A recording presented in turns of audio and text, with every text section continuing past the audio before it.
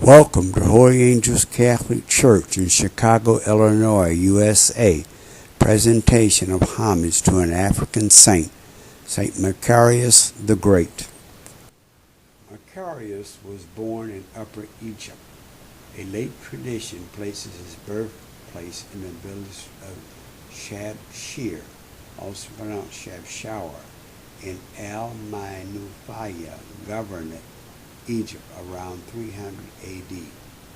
At some point before his pursuit of asceticism, Macarius made his living smuggling nitre in the vicinity of Nitria, a vocation which taught him how to survive in and travel across the wastes in that area. Saint Macarius is known for his wisdom. His friends and close kin used to call him Pidar Ugairan, which meant old young man or young man with elder's wisdom. At the wish of his parents, he entered into marriage, but was soon widowed. Shortly after, his parents departed as well. Macarius subsequently distributed all of his money among the poor and needy. He found a teacher and an experienced elder who lived in the desert not far from the village. The elder accepted the youth, guided him in the spiritual science of watchfulness, fasting, and prayer, and taught him the handicraft of weaving baskets. Seeing his virtues, the people of the village brought him to the bishop of Eshimon, who ordained him priest. A while later, a pregnant woman accused him of having defiled her. Macarius did not attempt to defend himself and accepted the accusation in silence.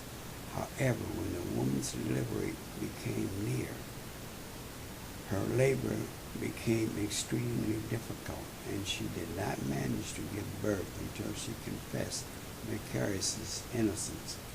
A multitude of people then came asking for his forgiveness, but he fled to the Niturian desert to escape all mundane glory. While at the desert, he visited Antony the Great and learned from him the laws and rules of monasticism. When he returns to the Senate Desert at the age of 40, he presided over its monastic community for the rest of his life. 10 years after going into the desert, he became a priest.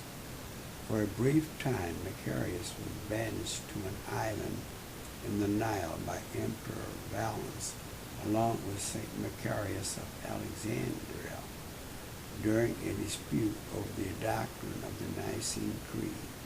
At their return on 13 Parahak, they were met by a multitude of monks in the Niturian desert, numbering 50,000, among whom were Saint Hishoi and Saint John the Dwarf. Macarius died in the year 391. After his death, the natives of the village of Shabshir stole the body and built a great church for him in the village.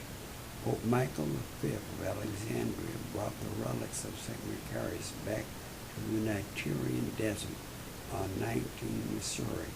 Today, the body of St. Macarius is found in his monastery, the monastery of St. Macarius the Great in Setis, Egypt.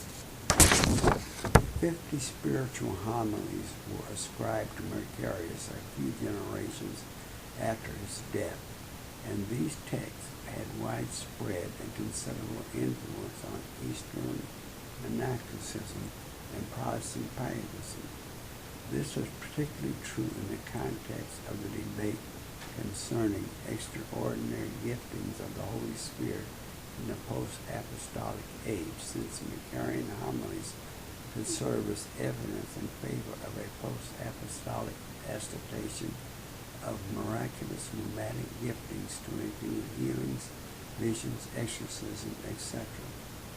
The Macarian homilies have thus influenced pietist groups ranging from spiritual Franciscans in the West to Eastern Orthodox monastic practice through John Wesley to modern Christianity.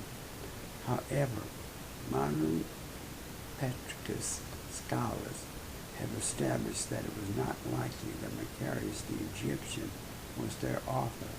Exactly who the author of these 50 spiritual homilies was has not been definitely established, although it is evident from statements in them that the author was from Upper Mesopotamia, where the Roman Empire bordered the Persian Empire, and that they were not written later than 534. In addition to homilies, a number of letters ascribed to Macarius, Gennadius recognizes only one general letter from Macarius, which is addressed to younger monks. The first letter, called Ad Filios Dei, may indeed be the genuine letter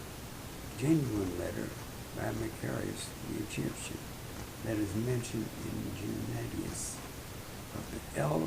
But the other letters are probably not by Macarius.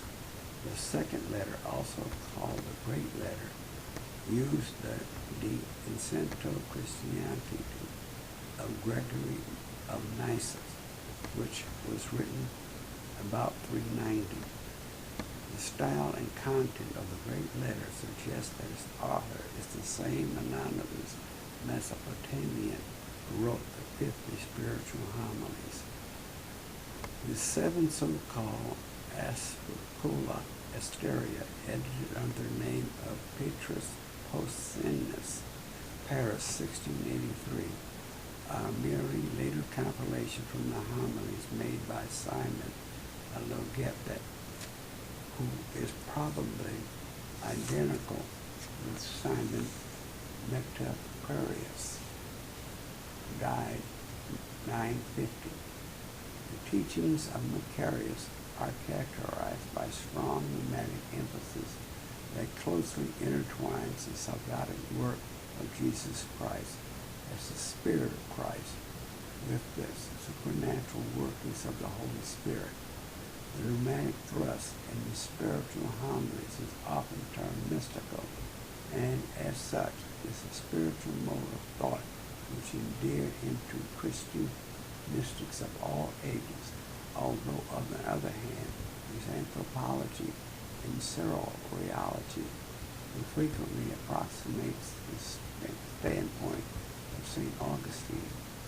Certain passages of his homilies assert the entirely gravity of man, while others postulate free will even after the fall of Adam and presuppose a tendency toward divine virtue, or in semi-Pelagian fashion, ascribe to man the power to obtain a degree of readiness to receive salvation. Macarius is a saint in the Eastern Orthodox Church, Oriental Orthodox Churches, and Roman Catholic Church. Macarius of Egypt founded a monastery that bears his name, the Monastery of St. Macarius the Great, which has been continuously inhabited by monks since its foundation in the 4th century. St. Macarius' face used to be enlightened with grace in an amazing way, to the extent that many fathers testified that his face used to glow in the dark, and thus appeared his name, the glowing lantern. The description was transferred to his monastery. God bless. See you next week.